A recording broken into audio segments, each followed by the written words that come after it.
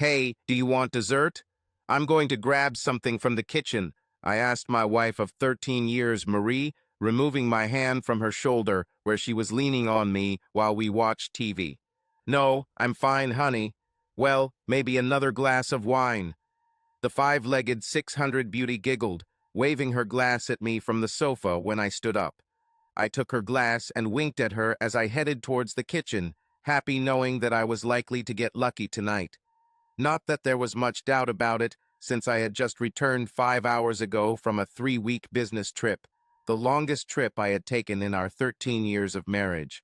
It was also the longest time we had ever been apart since we met and started dating in college. She was in her third year, and I was in my fourth, 16 years ago. I learned very early on that wine was the secret to Marie's libido. Without him, she was an ordinary woman with a normal libido. A little wine, and she would become flirtatious. Lots of wine, and she would pass out. But between a little and a lot, there was a magical zone of a highly sexually charged woman who could put Scheherazade from 1001 Nights to shame. She was already giving subtle signals that 3 weeks was too long. Thanking my lucky stars for finding this woman, I went to the kitchen and filled Marie's glass with wine. Then I thought about what I wanted for a snack and realized that I wanted something cold and creamy, ice cream. This is one of my secret addictions, maybe my only one, but I worked hard, running 4 miles every day to burn off those calories. My addiction was not alcohol. There were no cigarettes. There was no gambling or adult films, and it was no addiction other than Marie's own. It was cookies and cream ice cream. I placed the small bowl on the counter, grabbed a spoon, and opened the freezer door. I looked, took the cookies and cream ice cream, and then stood there as solidly as ice cream, thinking about life and the universe and everything. You know that old meme about men holding the refrigerator door open while they look at it? It was me. You see, there was more than one bucket of ice cream in the freezer. There were two. My favorite cookies and cream ice cream, which suddenly became more valuable to me than the woman who just a minute ago was the love of my life and more. The thoughts that ran through my head at that moment started with, what the hell? Went to, she's trying to kill me. And, oh God, she not only killed me, she killed our marriage. Just like that, I knew that my marriage to this bitch, this cheating bitch, whom I loved more than my own life, before I opened the freezer door, was over. You see, Marie doesn't like ice cream. She likes sorbet, but for some reason she hates ice cream. She never buys it unless I specifically ask. And yet we had butter pecan ice cream in our freezer. I explained that I have a severe pecan allergy. No, my mistake. I have a reaction that causes anaphylactic shock, severe anaphylactic shock, in less than a minute if I eat certain nuts. Pecans definitely fall into this category, and when we were only married a year or so, I nearly lost my life due to anaphylactic shock after eating a pork chop at one of our local upscale establishments. The pork chop was sprinkled with ground pecans to add extra flavor when fried, but this was not listed on the menu. I didn't have my epinephrine auto-injector, but luckily one of the other restaurant patrons did. But it still took long enough for the hospital to keep me for 4 days to be assessed for neurological damage, and I even had secondary anaphylactic shock in the hospital. Marie was there. She knew it. She held my hand the entire time I was in the hospital, except when the nurses or her bladder forced her to leave for a few minutes. Since that day, I have always, and I mean always, kept an epinephrine auto-injector within 10 feet of me, if not on me. But there was someone else we both knew who also loved ice cream. And his favorite flavor? Guess. Jonathan Williams. Jonathan fucking Williams was a bastard who apparently spent enough time at my house while I was gone to eat almost an entire gallon container of butter pecan ice cream. Jonathan Williams. Marie's last boyfriend before we started dating. Jonathan Williams, single, good-looking, 37, relatively fit, on the fringe of our social circle, owner of a cherry-red muscle car he didn't deserve, lives only 20 miles away, closer to Marie's place of work. This bastard was in my house, and if he was here and ate enough pecan ice cream to make that dent in the bucket, he would be here many nights while I was gone. He was in my house, in my bed, and with my wife. Too big a jump. No, not at all. I called Marie every night that we were apart. She almost always answered my calls, but the times she couldn't, she always called back within 15 minutes or so. At the beginning of the trip, we talked for hours every day, even had phone sex almost every night. Later, around the 9th day of the trip, our conversations became shorter. I had no expectations or even nightmares about Marie cheating on me, but butter pecan ice cream suddenly made a lot of things clearer in my head. I was stunned. I was injured. I was angry. But I wasn't in denial. Marie cheated on me with Jonathan fucking Williams. It was hard to believe, partly because of the way they broke up. They were a hot couple until he was caught with another girl on the side. There was some dispute, about which I heard only vague details, which resulted in their breakup. Before this, they were both on the periphery of my social circle, so I didn't keep up with their relationship, no pun intended. I returned my favorite cookies and cream ice cream to the freezer, no longer feeling the urge to eat ice cream. Instead, I felt a deep desire for revenge, justice, to hurt those who had hurt me. I took a glass of wine and swirled the pale pink liquid in the glass. I must have been doing this longer than I thought, because I was brought out of my dark thoughts by Marie's voice from the living room. "Hank, honey, is everything okay? It's going to take you a long time to get the appetizer and wine." "Oh, I'll be right there. I need to wash the ice cream scoop. There was some residue on it," I replied, turning on the kitchen faucet to mask the sound. I needed a plan. I needed him quickly. It didn't have to be perfect, but it had to be good for now. I didn't want to have sex tonight, but I needed to find a reason not to have sex with her. It wouldn't be love. It wouldn't exist anymore. That would be sex from a cheap bitch. How quickly our thoughts can turn dark when they first get there. From love of my life, the most beautiful woman I know, to cheap bitch in such a short time. I went out with a glass of wine to Marie, but did not sit back on the sofa. "Thank you. Oh, where's your ice cream, Hank?" Marie grinned, knowing about my weakness, damn it. "I don't want regular ice cream anymore, not after the residue on the spoon." In fact, I didn't want anything, but I didn't voice it. I decided I'd better go to DQ and get a milkshake. "Do you want one?" Quick point, milkshakes and wine don't go together, so she'll say no, and that will allow me to get out of the house for half an hour to think. She won't go with me because she was already half undressed when she returned home. "Only if they have a Pinot Grigio milkshake," she laughed. "I'll ask you especially for you." I forced myself to flirt with her. "I'm not sure what they have. Would a milkshake with rosé work instead?" I continued. One of the best acting sketches I've ever done, saying it lightly and flirting without shaking, although my heart was beating so fast it felt like it would jump out of my throat. "Oh, definitely. Why don't you hurry up and get those milkshakes, and maybe there'll be another milkshake later," she replied, raising one eyebrow and swaying her hips so that her bare breasts swayed under her half-open shirt. God, I used to love those little hints with her. I grabbed the keys, smiled at her, and walked out the door. 30 minutes to figure out what to do, figure out a plan for revenge, figure out how to avoid Marie. 30 minutes to at least start planning the rest of my life. I went out and got into Marie's car. She didn't like driving my truck, so me taking her car made it less likely that she would follow me if it took a little longer. I dialed the number on the phone without even fastening my seat belt.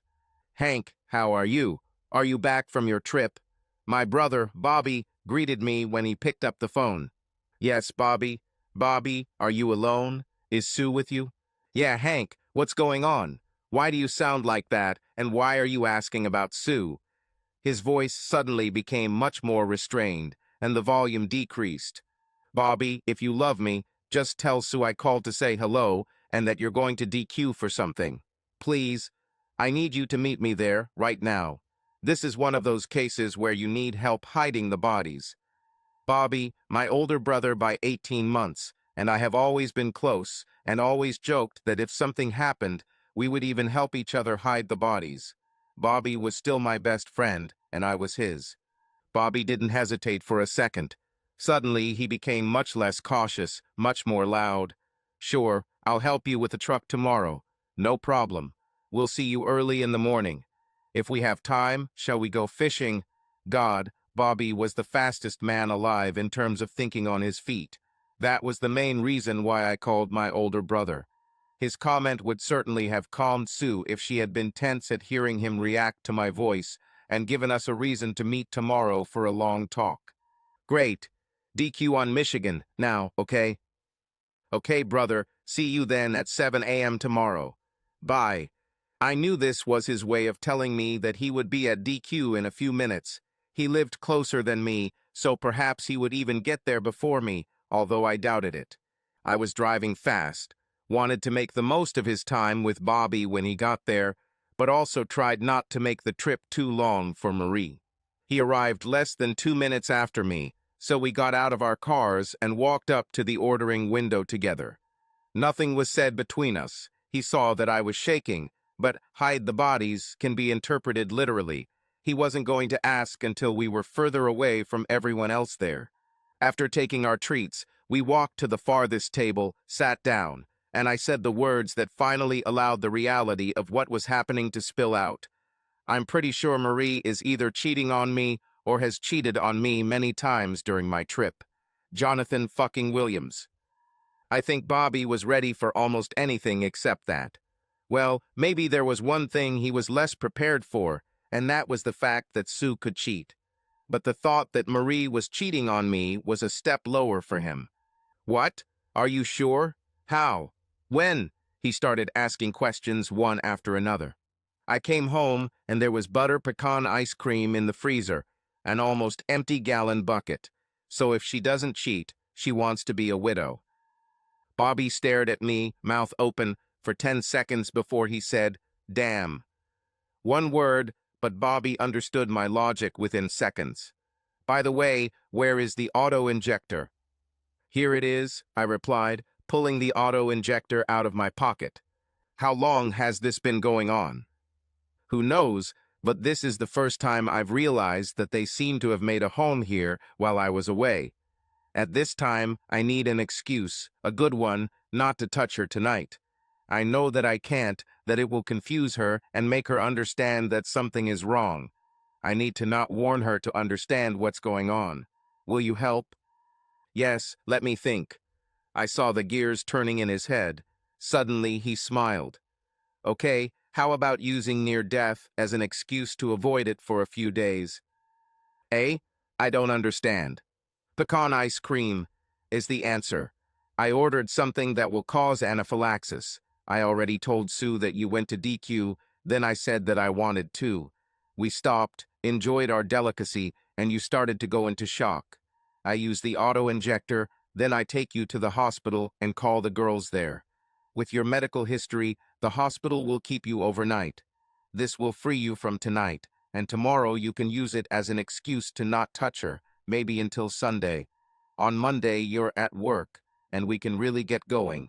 I'll start tomorrow with a few calls. We'll both take Monday off and get the process started. Sounds like a plan. Bobby wasn't allergic and liked nuts, so it would work. Yes, let's start the plan. Go get your nuts. While he walked, I finished my milkshake. There's no point in throwing it away, even if it doesn't taste as good as it did an hour ago. He came back with the smallest ice cream that had nuts on it. Auto-injector first. I'll wait for your signal, but no more than 2 minutes, okay, brother? And just in case, I love you. I love you too, brother. You're the best big brother I've ever had. I chuckled as I took one of the smaller pieces of nut from his ice cream, which he immediately began to eat. Oh, brain freeze, he screamed as soon as I started. Redness, tingling, itching, constriction of the throat, sudden dry mouth when the tongue becomes swollen, ringing in the ears when the heart begins to beat wildly. I chuckled as the last breath left me. There seemed to be no air coming in, and I felt invisible hands squeezing my throat, suffocating me. Silently, trying not to panic, I counted to 20 before letting my hand hit the table. I saw Bobby grab the auto-injector and get it ready. I don't remember the needle sticking into my calf, but my last memory was Bobby counting the seconds while holding the needle in place. My next memory was of being in Bobby's car, and then the doctor shining a bright light into my pupils and shouting, "Mr. Preston, can you hear me?" Everything became clearer again. As Bobby predicted, I was left overnight. Marie was there. She changed clothes when Bobby called her on the way to the hospital, and even came in my truck. Sue was there too. Marie took me home the next day, and Bobby and Sue later returned the car to Marie. Bobby stayed close all the time, even shooing the girls away to take care of his little brother, which I think irritated Marie. He understood that I didn't want to be alone with her, so he made sure that I spent the rest of the weekend with him, except for the hours when I slept, feigning fatigue from the trip, and then from the hospitalization. I didn't have to pretend much as I was exhausted from tossing and turning all night. At one point, I remember Marie woke me up early on Sunday morning, saying that I was jerking violently and screaming her name. She was worried that I was having a nightmare. I was worried that this was not the case. Monday morning started out dull and gloomy, just like my life. I woke up better and rested, able to work again, so I got up and started getting ready for work, just like Marie. She kissed me as she left, told me she loved me, and I pretended I forgot some receipt from a trip that I needed to file for an expense report, which allowed me to get back into the house. As soon as she left, I texted Bobby that I was free at my place as soon as he was free from Sue. Bobby arrived later than I thought, but I was busy as soon as I finished calling to take the day off. I went online and Googled Best Family Law Attorney for Men in Indiana, and it gave me several listings. I checked who was on each list and who was local, or at least semi-local, when Bobby arrived. I especially liked that there was a woman in the top 3 on 4 lists. This was unusual, I thought. Marie and I didn't have children, so it wasn't necessary for him to be a lawyer for men. I just wanted someone who would fight like hell for me since it wasn't my fault. I also Googled Best Family Law Attorney Indiana. I added them to the list knowing that I would be using the free consultation so that they would not be able to represent Marie when the fight began. Yes, I already knew that I could never accept it. I would never accept it. Our marriage was over the moment I realized what butter pecan ice cream meant. Bobby arrived just as I completed my call list. Top 3 first, then top 3 lawyers for men. I knew I would end up choosing one of the latter, but like I said, I needed to make sure they wouldn't represent her. The first 3 came first because I thought I was more likely to miss them if somehow Marie knew I was looking. "Hey brother, where are you? I have something for you," Bobby shouted as he entered the house. "Here, in the office. Come in." Just in case, I minimized the browser and minimized the call list. I didn't have to do it, but I didn't know if he would come alone. He was alone. "Are you getting smart, Hank? Okay, you need to be like that. I brought you a gift. That's why it took so long." He handed me a small package. Inside, I found a small alarm clock, a ceramic dog, 3 miniature recording devices, and 2 thick pens. "What is this?" "Recording devices. The clock and the dog are cameras, see?" He pointed to the small lenses. "Voice activators are small, voice-activated, and can store up to 8 hours of recordings. Pens are like recorders, but can only store 2, but they have Bluetooth. If you have a phone nearby with the appropriate Bluetooth and app, you can transfer the data and reset them automatically, so you don't have to interact with them regularly, just get close. Their batteries last up to 30 days. I took them from Evan Smallwood this morning. Evan was the reason I was determined to become a lawyer for men. He had bad luck in his divorce after his wife, Karen, was caught expanding her horizons and legs with her boss 2 years ago. I knew that he suspected something and began to collect evidence, but did not close everything completely. She begged, she cried, he laughed, and then she destroyed him in her divorce. Indiana is a no-fault state. She got the best lawyer, and Evan made the mistake of posting the photos online. The judge didn't like it. Evan didn't go to jail, but it was a close call. The result was, she cheated, she begged him to forgive, but then she got 70%. He got 30% and community service, and still owes her child support while she's still widening her legs for her boss. Isn't life wonderful? This will not be my destiny, no sir. I wanted revenge, but I didn't want to risk ending up as someone's lover in prison. I have a list of lawyers I want to contact, I replied. So there's no chance. I didn't think so, knowing you, but a day or two to think about it. No, no chance. One time and that's it. This will always be true after that bitch from hell. Or maybe I should tell the first bitch from hell. I smiled bitterly. Before Marie, I was engaged, just 6 months, to my high school sweetheart, Michelle. College was great, I thought, for us as a couple, but Michelle soon discovered that it was also a happy hunting ground, or rather a happy sex ground, for the other guys. When I found out that she had slept with at least 15 guys since accepting my ring, I was furious. She didn't even have the courage to tell me to my face, allowing the health department to do it. She cried, I cursed. She said she tried to get rid of other guys before tying the knot, I cursed. And privately I cried. My 6 months as a monk after I got my ring back reinforced my belief that I don't like anyone playing with my toys or on my playground, and I have no interest in playing on someone else's playground. I wanted one woman for one man, and I was going to be one man for one woman. Although Marie wasn't my rebound when I started dating again, she was the first and only person I was intimate with after Michelle. Marie knew my story, heard it, and we met at the time Michelle made her last attempt to win me back. I have no doubt that Michelle loved me in her own way. I just couldn't accept the fact that she also loved others. So Marie knew my story, knew how I would handle cheating, and knew my once-and-done philosophy. Bobby knew too, of course, so his question was just a formality. And I knew, even better than his Sue, that he shared this philosophy, and if Sue ever cheated, I would help Bobby bring down as much death and destruction as possible on her. And damn, I loved Sue like a sister-in-law.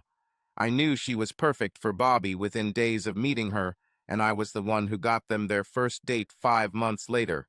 Yes, the only couple I ever thought was more perfect than Bobby and Sue was Hank and Marie, and we already know the dark thoughts I had.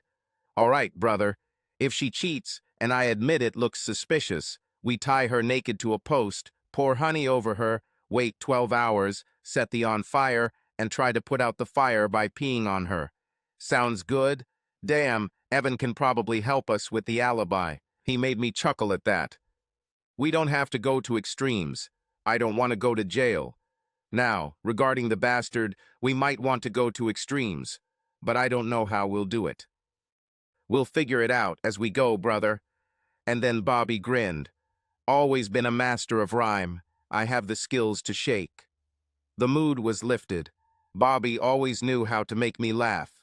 We worked on where to place the 2 cameras.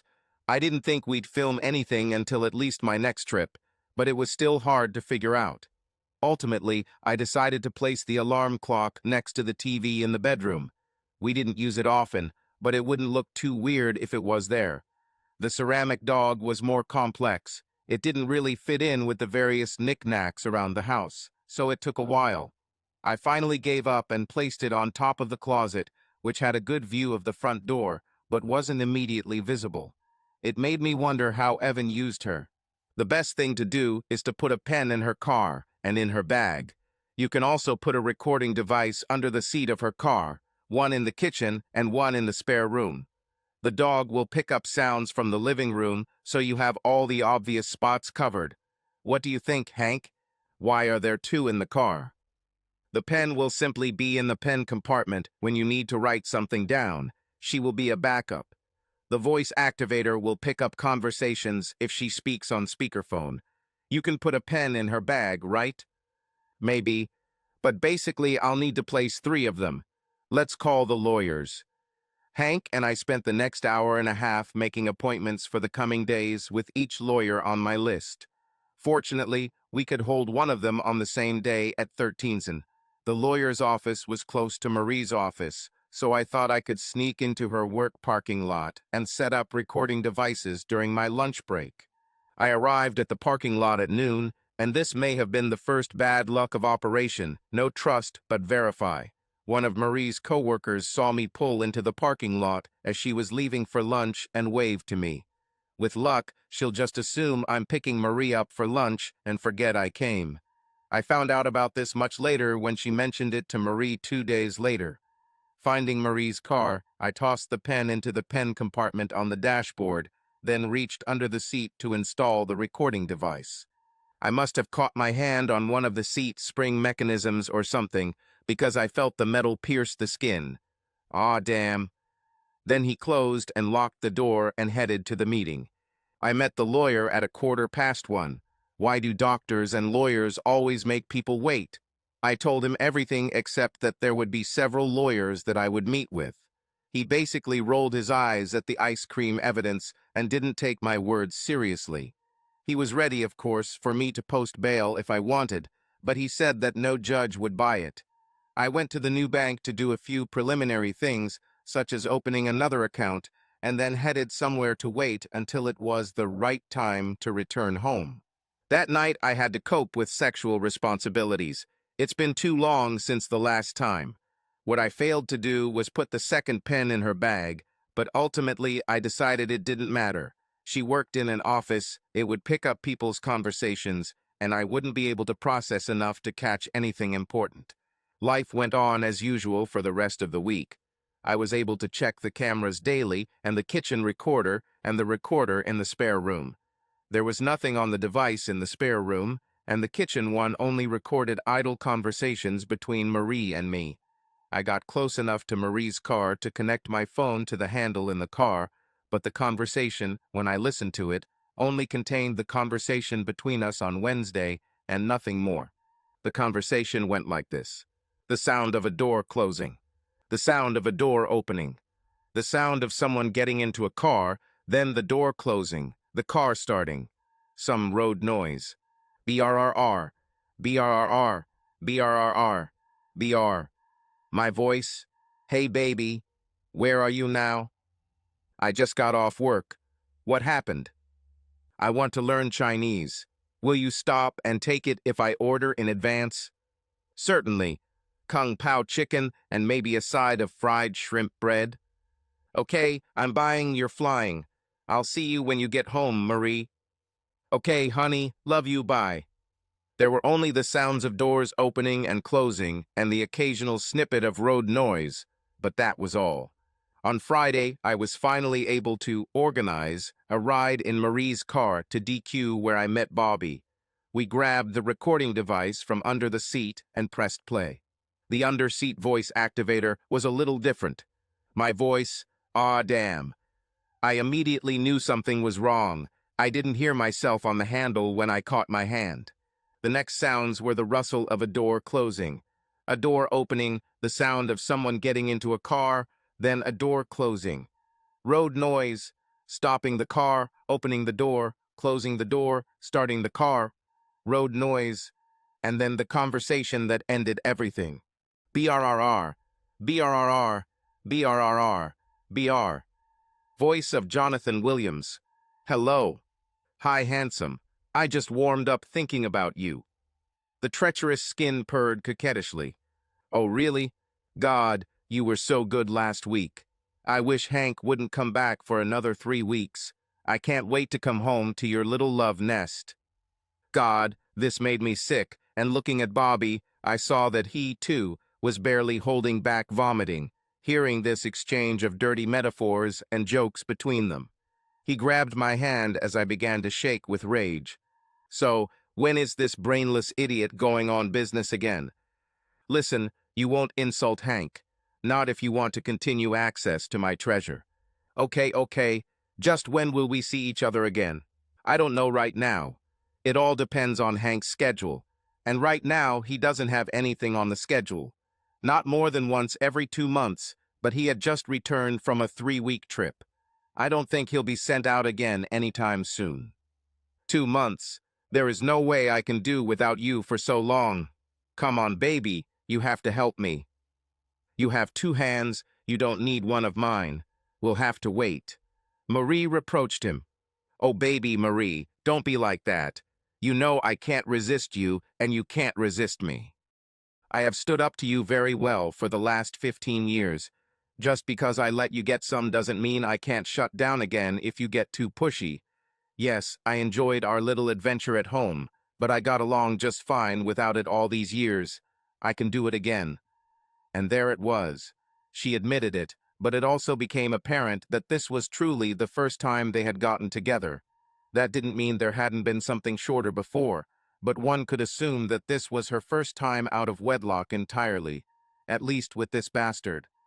Listen, I'm finishing. Hank was sick over the weekend, and although we made love last night, it's not enough. I heard Williams whine a little at this. I intend to rock his world tonight, and I only called to recharge a little and tell you not to call me. I'll call you myself when he leaves again. I still love you, Marie. I know I screwed up, but I still love you. I love you too, Jonathan. But I love Hank. You're just a reminder of what could have been if you could have kept it in your pants back then. Marie, you should feel more for me than for Hank. After all, you were with me while he was away. You were my wife, not his, while he was gone. You. He wasn't there yet. While he was gone, I heard her emphasize it in her voice. I took nothing away from my time with you. He was absent, and I allowed you to take advantage of the remnants of my emotions, my love, my attraction. Yes, I still feel something for you, Jonathan, but I do not love you. I love Hank. This is a good way to show it, you unfaithful bitch, I thought. I'll take what I can get. Bye, Jonathan. I'll call you soon, and we'll see you next time Hank leaves. Road noise. Stopping the car, opening the door. And that's when it became clear why this conversation was not on the handle. What is this? Marie's question didn't provide context, so I didn't know what she was looking at. What? Clicking sound. Click. Click. What the hell? Crap. She fell silent for a moment. Why is this here? Really? And then silence. I don't know if the voice-activated device went offline or was on all the time, but she came back a moment later. Here it is, she muttered. Crap. Hank must have put it here. And I knew that she had found one of the bugs. Based on what we've already gotten from the two, she knew the pen was a bug. I was suddenly glad I didn't put one in her bag. Okay, so enter the PIN code. 1 on 234. Done. Erase entry. Ready. Damn, I'll have to re-record this tomorrow. The sound of a door closing. The sound of a door opening. The sound of someone getting into a car, then the door closing, the car starting. Some road noise. The sound of a car stopping, a door opening, a door closing. She must have gone to work on Wednesday. The sound of a door closing. The sound of a door opening. The sound of someone getting into a car, then the door closing, the car starting. Some road noise. BRRR, BRRR, BRRR, BR. My voice again, almost certainly talking about Chinese food. Hey baby, where are you now? I just got off work. What happened? I want to learn Chinese. Will you stop and take it if I order in advance? Certainly. Kung Pao chicken and maybe a side of fried shrimp bread. Okay, I'm buying, you're flying. I'll see you when you get home, Marie. Okay, honey, love you, bye. There were only the sounds of doors opening and closing and the occasional snippet of road noise, but that was all. And I understood. She found a pen, but not a recorder. She erased one recording, or at least the conversation she heard, but not the other. Bobby looked at me. She knows you suspect something. She found a pen. Has she changed in any way since Tuesday? She literally killed me with sex every night. She agreed, a little more than usual, but I didn't notice anything different. Too much information, brother. But how are you? Were you able to hold on? I was like Reinman, brother. Tuesday, Wapner style. I was happy-go-lucky, and as normal as I could be. She must think I'm Raymond and Forrest Gump's baby. Bobby laughed at this, clearing the situation. It's strange that he was more stressed than I was after we found out the truth, but that's how it is. Okay, Bubba Gump, you're great at being careless. Just don't start talking about shrimp. Or Kmart. And we both laughed. It was nice to laugh. In that moment with Bobby, I knew I would come out of this in one piece. No matter what happened, I knew I had one person who would always be there for me, who would always keep me grounded. He's not necessarily someone I always wanted around, as I couldn't imagine Bobby would look good in a little black dress, and he definitely wouldn't be the one who rocks my world at night, but it was something I could hold on to during the dark days I assumed lay ahead. So, I have already visited 4 of the 6 lawyers. I think this can be used. There's no chance she'll do anything at home, and she's smart enough not to look for hidden cameras or microphones or anything in the house. We made a mistake with the handle, but we have enough, I think. What do you think, Bobby? I guess I'll follow your lead on this one, little brother. You control everything. I will support you, give you an alibi, help you hide the body of the bitch or Williams. Whatever, brother. Brothers, faithful wives, cheating bitches, then bastards. Brothers first. Hell, I'll even be your cellmate, but I'll take the bottom bunk, and you'll just be the bottom if it comes to that. Hell no, brother. Hell no. I laughed in response. The darkest and most devastating event of my life, and I joke about gay prison with my brother. This is friendship. This is love. This is my brother Bobby. But back to the main bitches, I want to destroy the bastard, and I would like to burn the bitch. We need a plan, but I would prefer not to become cellmates. My smile stayed for a few seconds and Bobby allowed it. But when it started to fade, Bobby immediately stopped smiling too, and we started planning. So, what does Goat have that we can destroy, except Marie? Sorry, except that bitch. Well, let's go in order. He has a life. Bobby nodded. He's got health. He's got a gun between his legs. He's got a house. He's got a job. He's got a car. He's got a reputation. That's all. I stopped there. This car. I think he might value this thing right next to a gun between the legs of a house or work. Definitely above a house, since he bought it so he could have a garage to store the damn car and work on it. Bobby and I were talking about Goat's classic 1969 Sierra Tan Poly Plymouth Barracuda convertible with the CUDA package and the big 440 big block engine. It was one of the rarest versions of one of the hottest cars of its time. While it wasn't the Barracuda of automotive fame, it was the one that set the stage for the famous Barracuda, with the last significant overhead engine before the legendary Hemi arrived. The car wasn't worth $800K or more like some of the 70 Cudas, but in the condition he kept it in, it was still worth $90, $100K. He inherited the car from his grandfather, who unfortunately suffered a stroke a week after buying it new in 1969. His grandfather never got to drive it, but didn't want to sell it, and when he died in 27, Kozel inherited a nearly 40-year-old Barracuda with just 132 miles on the clock. It was an outrage in some respects, but it was still a nearly new classic car. Since then, Kozel has probably added another 500 miles to the odometer, but has used it very, very rarely. Me, I'm a Corvette man and Bobby loves Mustangs, but Goat actually owned one of the classic cars, while we were just daydreaming about a Stingray or a Mach. Yeah, losing this car probably hurts almost as much as losing a gun between your legs. But I can't just destroy such a beauty. CUDA didn't do anything to me, only the Goat that owns it. It's like a Pecan problem, even though I would say that with the CUDA it's more absap. Absap? A goat between the steering wheel and the pedal? I high-fived him with a smile when he understood.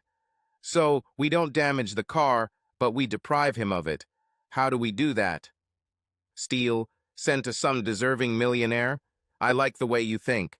But I don't know anyone we could sell it to, and I'm not sure we wouldn't end up in jail if we stole it. Does Evan know anyone, Bobby? I mean, he's still dealing with the fallout from being a bitch from hell. Maybe he knows someone. After all, if I leave town, I'll have an alibi, and we know that there is a chance that the Goat and the bitch will get back together. I don't see it right now, brother. She knows you're suspicious because she found the pen. She'll look for the cameras and eventually find them, I think. She'll play nice because she doesn't know exactly what you know, just what you suspect. So she will play a good wife for a while. Now, if you want to stay with her for a year or two, it's up to you. And he coughed slightly, which is suspicious. Sounded like the word cuckold. thin chicken Bayak let me know that he was thinking about this option. His not-so-subtle way of saying that if I don't leave her, I'll be a chicken and a cuckold. Of course, a fake trip followed by removing all the bugs a week later might make it look like she got away with it.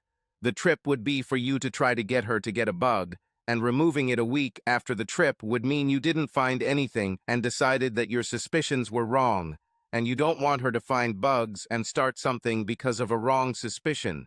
It might reset her thoughts. I'm not sure I have the guts to stay with her. It's clear from the call that she thinks she loves me. I'm not sure I can agree with her being with the goat while I'm away, but she thinks so. Perhaps she will never do this again, realizing how close she came. Or she will become much more cunning, and I may never catch her again. But one way or another, we must remove the goat, and soon. Okay, let's think about it tonight. I'll contact you tomorrow morning. Let's go fishing or something. In the meantime, from now on, you and I should check our cars every day and only talk about this on work phones or personally. She can just stick a recorder somewhere on you or me if she figures out how to do it. I think we should actually take the boat tomorrow and go fishing. Let's leave the phones in the car too. Aren't you going to Frito me? Put me out of my misery? I asked, referencing Frito's fate in The Godfather Part Roman 2. I'm going to make you an offer you can't refuse, Bobby joked in response. We hugged and agreed to meet at 7 a.m. the next day to go fishing. It wasn't unusual, so it wouldn't upset Sue in any way, although Marie might be understandably worried. That night, Marie tore me apart again in bed and left me a trembling mass. As she curled around and on top of me, and I began to fall asleep, I remember her gently shaking in my arms and quietly whispering to me, thinking I was dreaming, "I'm sorry, Hank. I love you, only you." I felt the moisture from her tears on my chest. It was a fucking topsy-turvy world where she cheated, knew I suspected it, and yet neither of us could talk about it. Life, right?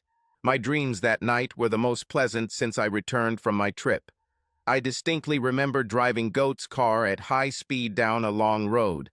This is one of the most vivid dreams I have ever had. I think I understand what the dream meant and where parts of it came from, but I've never smelled smells in my dreams before, and I haven't smelled them since.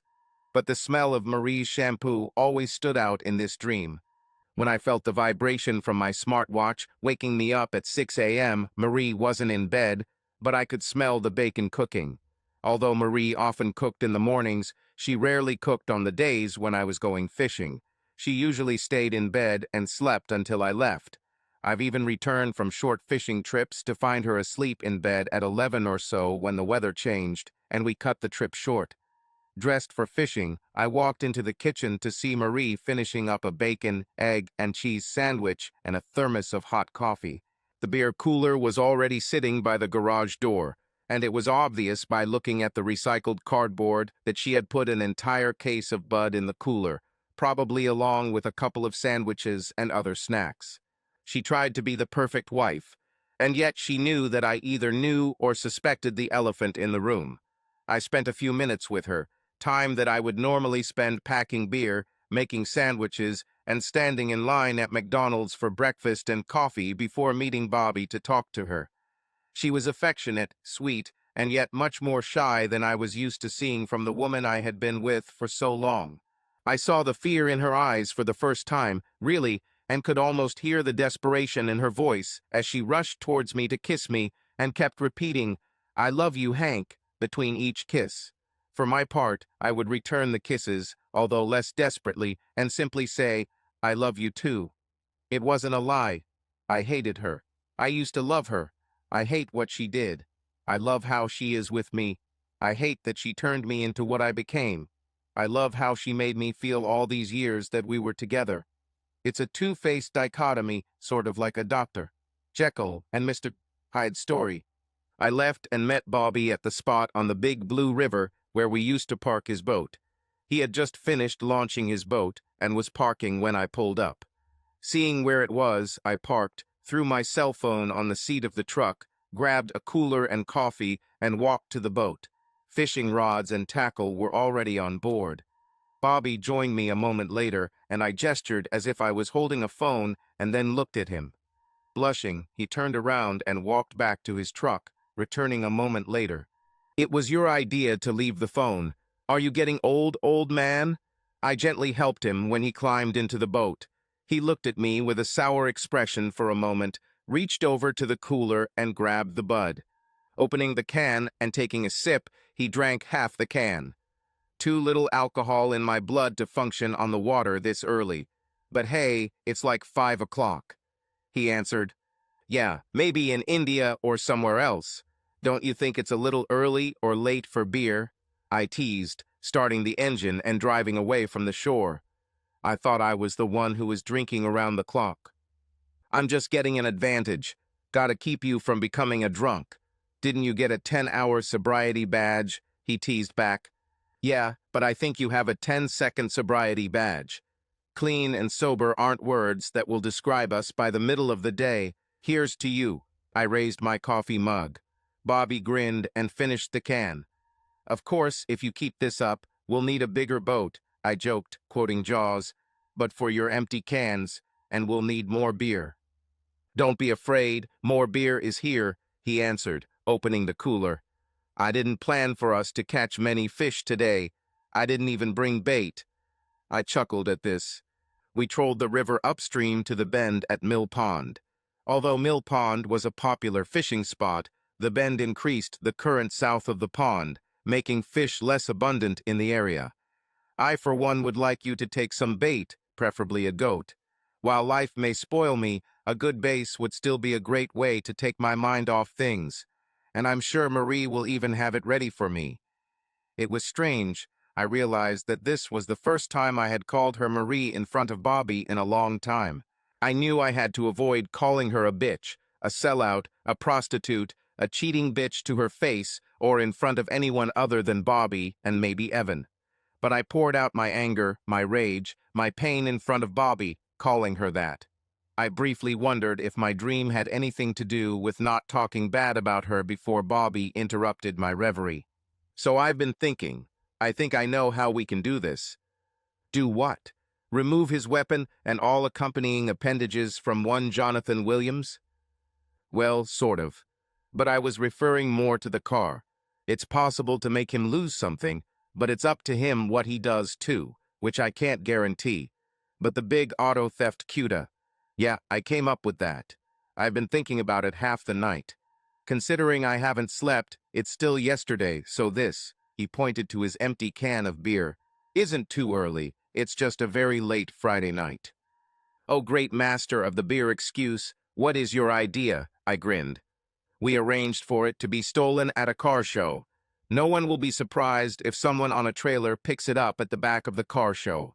He won't be able to resist showing it, and we'll just make him bring it to the show, hire a couple of guys in jackets with a sign like CUDA Classics or something like that, and distract the goat while they load it up at the end of the show.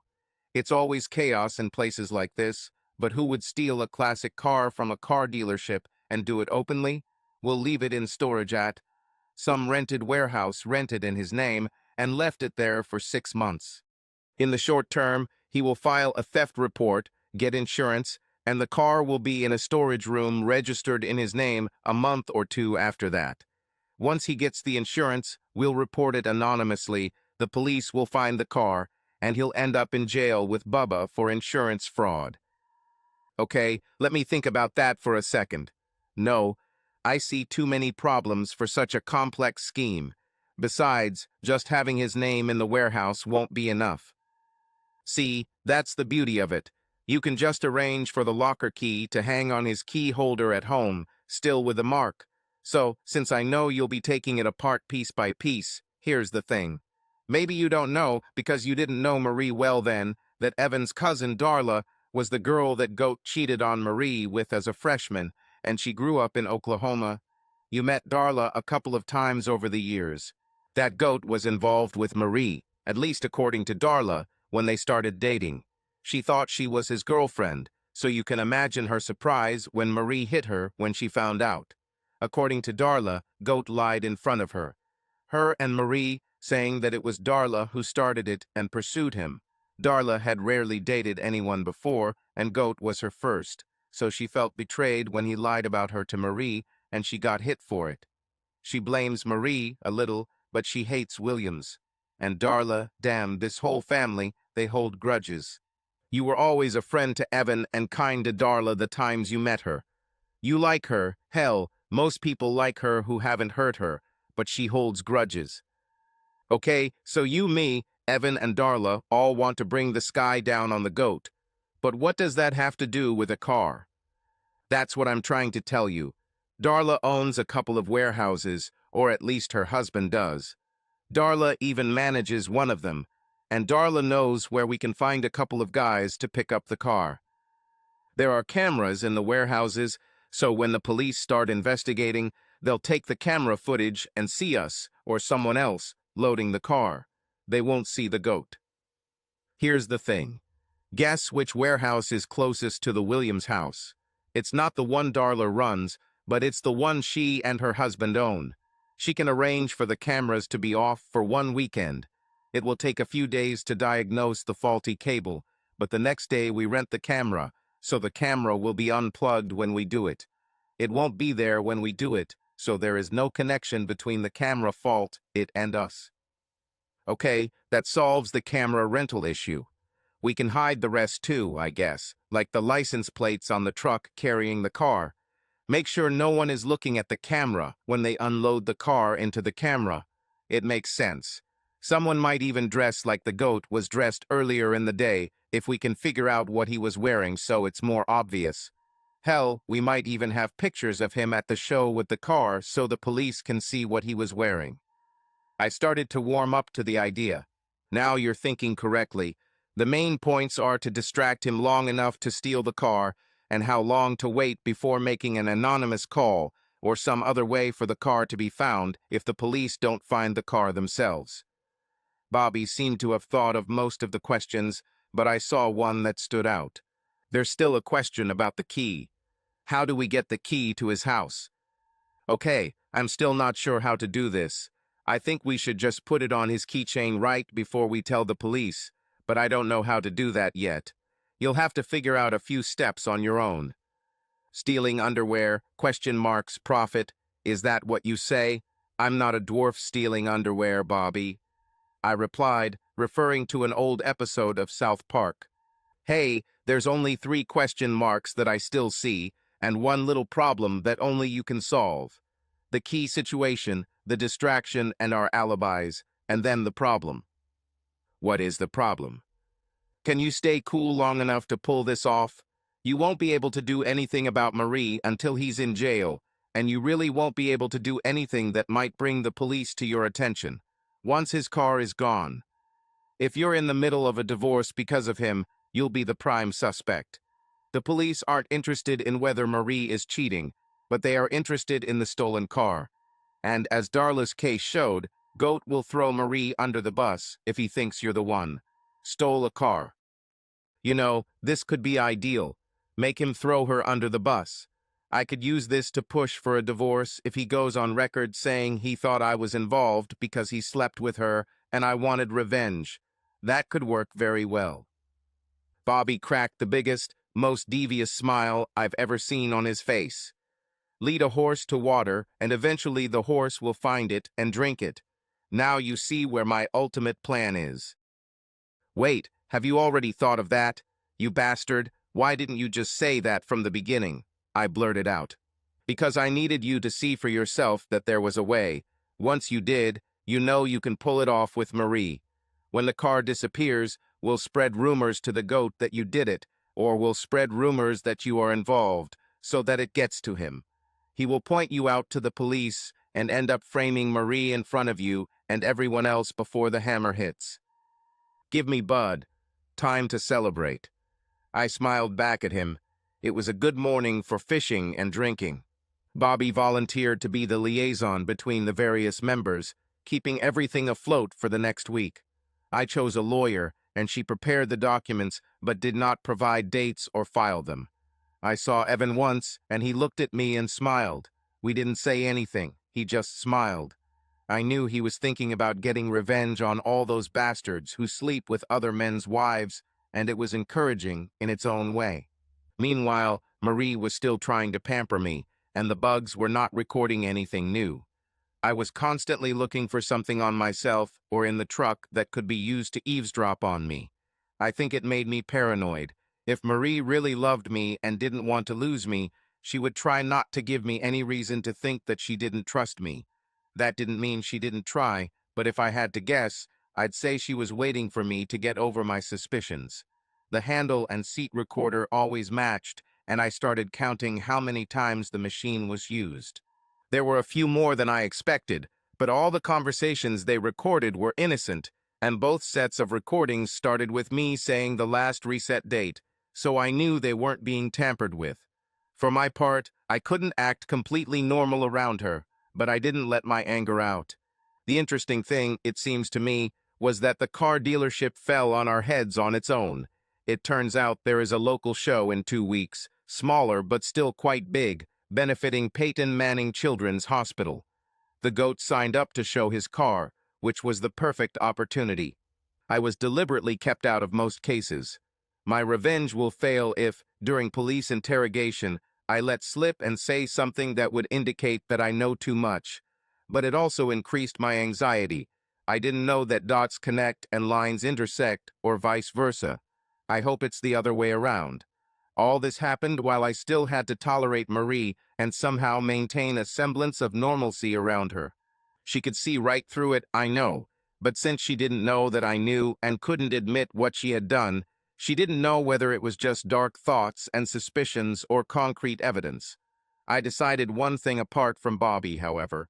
I was going to keep the recorders and cameras for a couple more weeks after the show. Oh, I didn't think they'd catch anything now, but deleting them too suddenly after she found out I was looking would probably be a big sign that I already have her own incriminating voice talking about her novel. While they were established, she could think that these were just suspicions. The night before the car show, Evan just coincidentally showed up at the same time as Bobby, and I coincidentally showed up a few minutes later. What a coincidence, right? Bobby and I didn't talk about what was going on around our phones or other places where there might be bugs, so we were only talking about normal things lately, but I knew I needed to get information. Hank, you're supposed to be the one who starts this. You're supposed to be the distraction. Evan and his friend, who you won't be meeting, will be the ones who take the car on the trailer. I'll be the goat in the video at the warehouse. I need something from you, however. I need you to send me a photo of him in the car. I have a burner phone. He handed it to me, with one number set to send to my other number. I will match his clothes as best I can, and I'll add sunglasses and a Colt's cap. With video quality, that'll be enough. We need you to remain visible and noticeable. The only photo you'll take with this phone is of him at the gas station on the way home, okay? But I need you to take a lot of photos throughout the day, talk to people, get business cards, even give out your number to some of the Corvette guys. Make sure people see you and remember you. Take a photo with that phone as early as possible. It may take a while to find clothes. Okay, got it. But what about a distraction? What should I do about that? You might have to improvise a little. There should be something to distract him for 10 minutes or so. Maybe have an award show for the top 1960s cars from each manufacturer. The Barracuda may not be 1970, but probably the best Mopar of the 1960s. Give $100 for each best car from Chevy, Ford, Dodge for the 1960s, which you can write off on your taxes, man. Have an awards ceremony there and hold an awards ceremony in, let's say 1730, but you have to be there to collect the prize. Improvise, damn. You just gave me the whole script. That's the plan. I'll even make the Mopar last so I can keep it in the main tent longer. If I do this right and talk about the great muscle cars of the 1960s for a minute, and then ask every guy to tell you why his car was the king of the 60s, I can stretch it out for half an hour. See, this is what I meant by improvisation. Evan laughed. Williams would probably drag it out for half an hour himself, not to mention the Corvette or Mustang guys. But if you don't include the goat, you're going to piss someone off. You said Chevy, Ford, Dodge. You should include Pontiac for the GTO. And Firebirds. Okay, now that's $400. Why not make $500 and have a vote among the spectators in the tent at the time to decide who gets the extra 100? Although I feel bad about giving $100 to the goat for having my wife. It's money well spent when he's in a cell with Bubba, and you'll have a rock-solid alibi. Bobby was right, of course. If this incriminates Williams, it will be worth it. The next day was a beautiful and clear morning, with blue skies, moderate temperatures, and a bright and cheerful sun. I swear I thought I heard robins chirping. The day seemed so bright and beautiful. Well, it seemed that way to me because I knew that today was the day that Jonathan Goat Williams would begin the rest of his life without his precious barracuda. It was just a glorious day. I refused to believe the forecast on the radio as I drove to the car show. Cloudy with a 30% chance of precipitation, temperatures in the low 50s. As someone once said, I reject this reality and replace it with my own. After paying the fee, I headed closer to where Williams was preparing a presentation around his car. I quickly took a photo of him and the car as I walked by and sent a text to Bobby. A moment later, I received the response, "Got it. LMK4 show time," which I translated as, "Let me know the show time so we could pick up the car then." After that, I went to the main admin tent. "Hey guys, my name is Hank Preston and I have a proposal. I'd like to give out a small prize later today to the best cars of the 1960s from Chevy, Ford, Pontiac, and Chrysler Plymouth. This will add a little extra interest.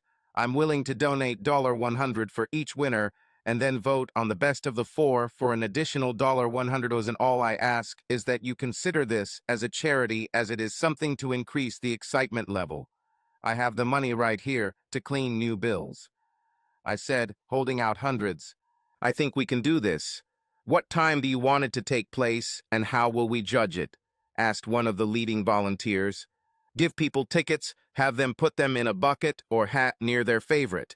The top vote getters in each category win, then vote for the final winner later. Should be easy enough," I answered. "Tim, take this roll of tickets to the entrance. Have them hand out tickets to everyone who comes and explain what they are for.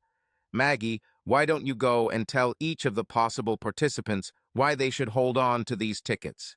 We'll hold counting and voting at, say, 5 p.m. "Sounds good. Just need a receipt for taxes." I smiled.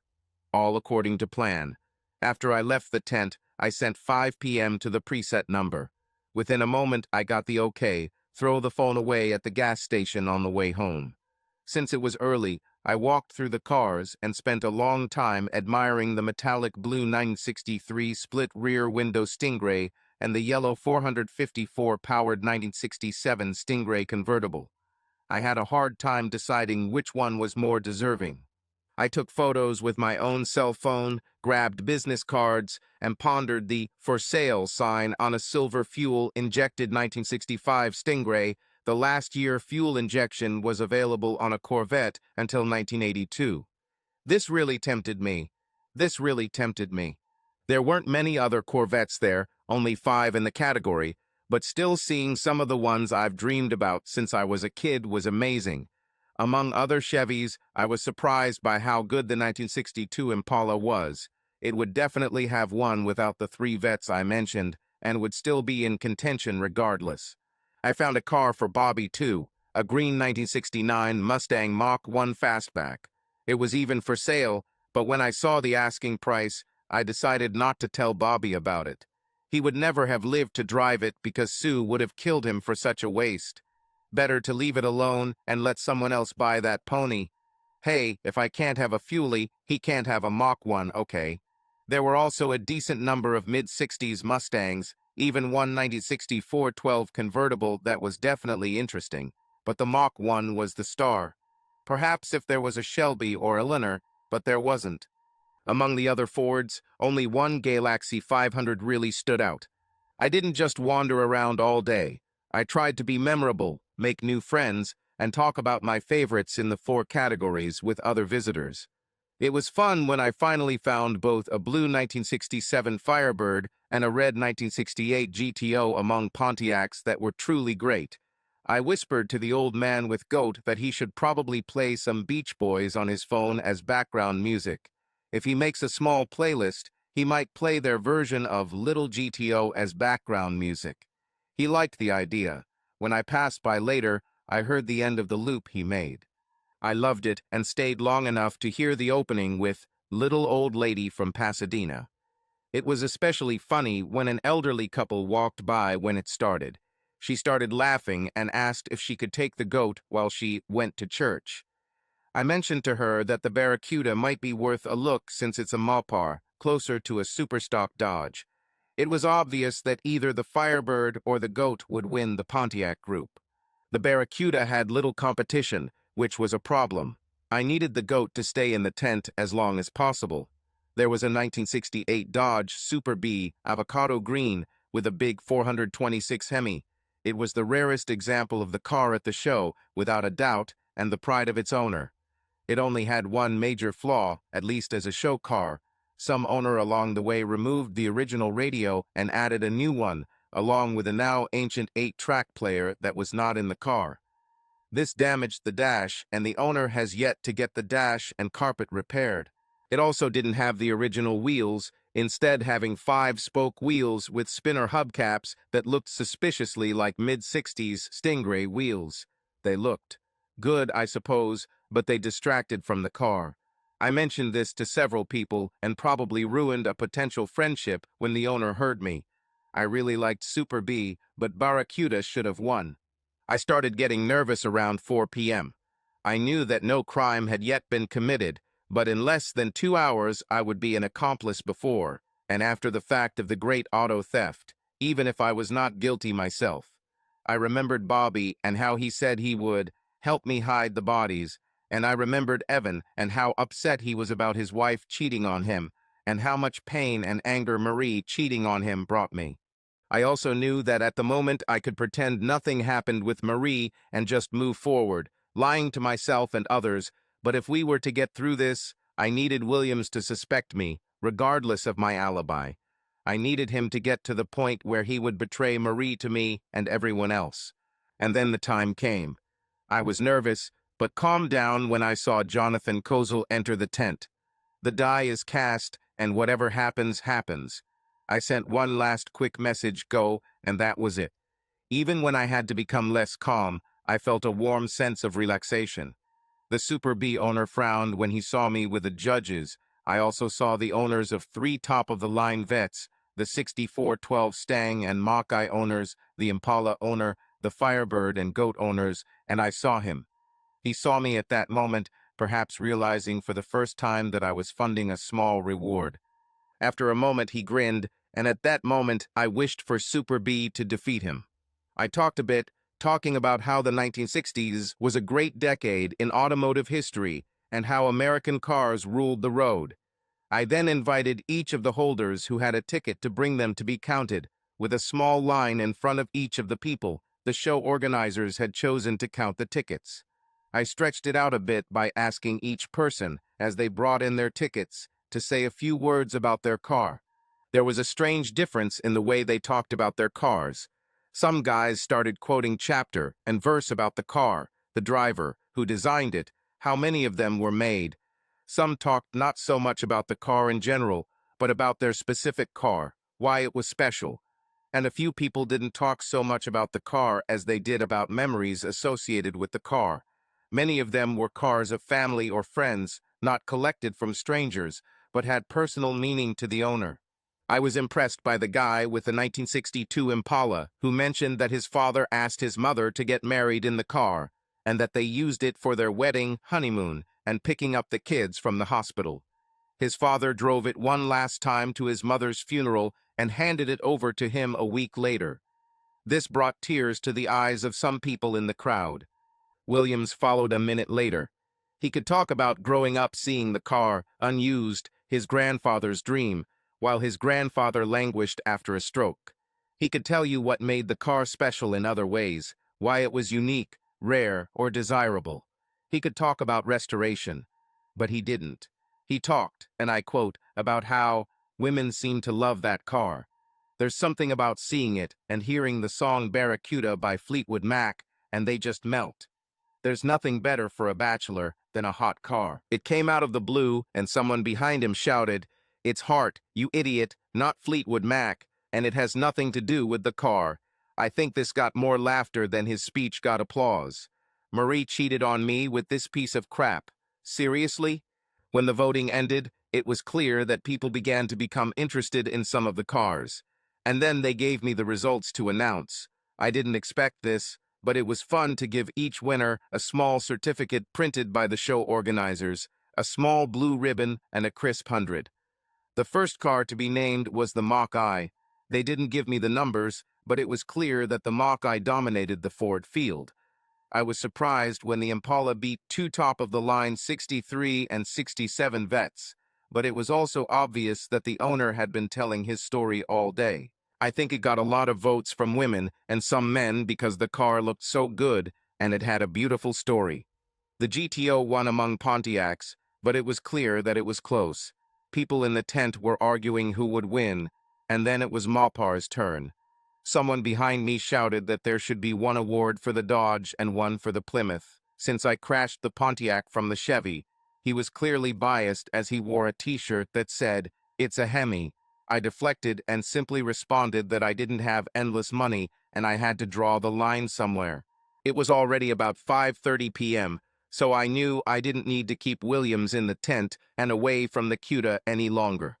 And then it happened. The Super B won among Mopars. We weren't done in the tent yet, but there was no way I could hold Williams off any longer. He was free to quit, or free to be a good sport and see who won the final prize, best of the 60s. It would still be another ribbon and another certificate, plus the last 100, but it would still be fun. And Williams left. I had to be there to vote among the remaining spectators, of whom there were about 70 people, most of whom had been there from the beginning. I stretched it out even as I suddenly started sweating from the situation. 5 minutes to his car, 5 minutes to figure out what happened, then a couple more. My world could have changed a lot in the next 15 minutes, but I was in front of everyone in that tent the whole time. My alibi was solid, but it wouldn't stand up to a charge of conspiracy to steal. I knew I had to stick together to be shocked by the theft like everyone else. So I played my part. I raised my hand to each of the four winners, first the GTO, which received a good ovation. I then switched to the Mach-I, which got a little more. I had my hand on Super B, which got a good response, but was clearly third to the first two. And then I did it with the Impala. Personally, I thought the Impala was nice, but not a true muscle car. My vote would go to the 63 split rear window coupe, which I would say was best in show. But my voice didn't matter. The crowd roared and cheered over the Impala, loud and strong, and as soon as it did, the owner of the Mach-I turned around and shook the owner's hand. It was obvious who won. I smiled from ear to ear as I shook his hand and presented him with his prizes. One of the other exhibitors also brought a jar of liquid glass car wax and handed it to him. It was clear that he was touched. He knew the car was good, but the story made it the best of show and a crowd favorite. He had just stepped up to the microphone to say how happy he was when Williams burst in shouting that his car had been stolen. I felt sorry for this Impala owner, Thomas Warner. He was enjoying his moment until it happened, but the commotion as people started leaving was a sight to behold.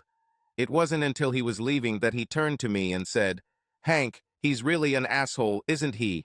My wife is going to love that $200. Thanks." He winked at me and left. Although he had heard my name mentioned, we had barely spoken before, so I was surprised that he called me Hank, or that he knew my impression and opinion of Williams. I joined the crowd heading towards where the CUDA was. I made sure that I walked all over the area looking for things, and I made sure that many other people did the same. I think I've seen too many crime shows and wanted to make sure the crime scene was as contaminated as possible with strangers and things. I even accidentally knocked over a 10-year-old boy's hand, causing him to spill popcorn in the area. Apologetically, I made sure I stepped on the only tire track I could see, destroying the evidence. I gave him enough money so he could buy a replacement box since it was my fault. It was only when the police arrived that Williams looked in my direction. The crowd had by then decreased by about half. I heard what caused it. It was one of the policemen. Do you know anyone who would like to harm you or steal your car? Do you have any enemies? That was the moment when the goat looked at me. I have one person I can think of. We need to discuss this in private. That's all he said, and then they walked away a little, and I couldn't hear them. He gestured in my direction, and the policeman glanced at me. The old adage that a criminal always returns to the scene of the crime ran through my head for a moment as the policeman looked me over. At some point, Kozel looked in my direction again and pointed his finger. I grinned at him and then turned away.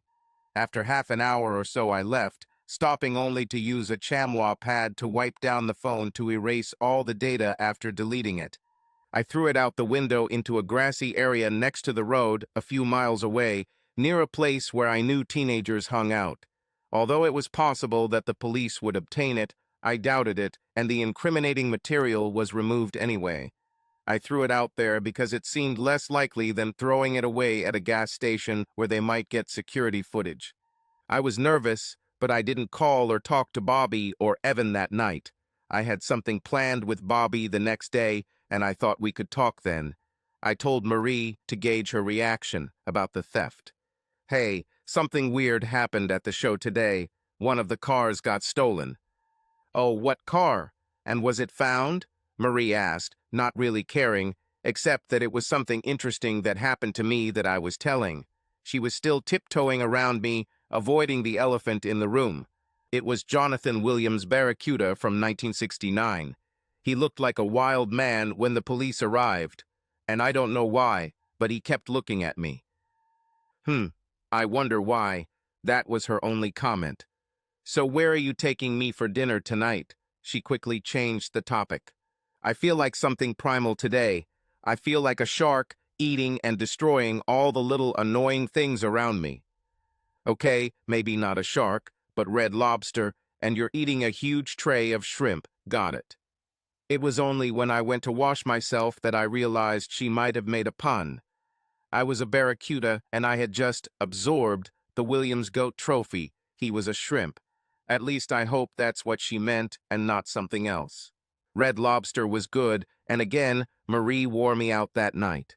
I think somewhere in all this, Marie was replaced with a sex star who shoots a full-fledged film every day. She was so actively pursuing me. The next day, early in the morning, at 8 a.m., the police arrived. I was already on my feet, but Marie was still sleeping upstairs. I was surprised, of course, but also nervous. In my mind, there was only one reason why the police would question me. They found out what we did. You can imagine how nervous I was, but I tried not to show it. Mr. Preston, can we give you a few minutes of your time? Asked one of the policemen, Lawrence, using his badge. We have a few questions about the theft of Jonathan Williams' brown 1969 Plymouth Barracuda at the car show yesterday. We understand you were there and wanted to ask you a few questions. Honestly, for some reason, Mr. Williams believes that you may be involved. We do not accept that you are involved, but Mr. Bernings Williams has given us a motive. However, we know where you were at the time of the car theft. You have at least 30 people who have already said that you were at the Best Cars of the 1960s awards ceremony and actually hosted it. Mr. Kernes Williams himself admits that you were there, but insists that you know something. What motive could I have? I certainly don't like Jonathan, but I have no reason to hate him. Heck, he used to date my wife before I really got to know her. Their breakup was because he couldn't control himself with other girls, which ultimately led to us ending up together. He may be a bit of a jerk, but I should be grateful. And you are grateful, Mr. Preston. What do you have in mind? I can't discuss this right now. Sounds weird. Anyway, the last time I saw Jonathan's car was around 4 or so. Jonathan came into the tent around 4:50, maybe 5. And yes, I can give you the photos I took. I went to my computer and connected my phone to it to download the photos.